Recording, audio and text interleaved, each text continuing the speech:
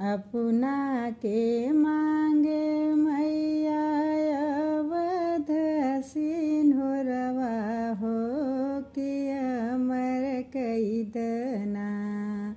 हमरे मांगे कसे नूरवा हो कि अमर कैदना।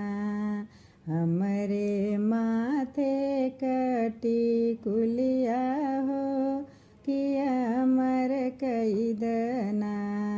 मैया खड़ी तोहरे कररवा हो दर्शनवा दैदना।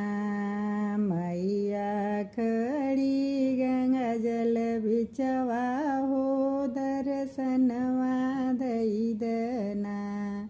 मैया खड़ी गंगा जल बिचवा हो दर्शनवा दैदना।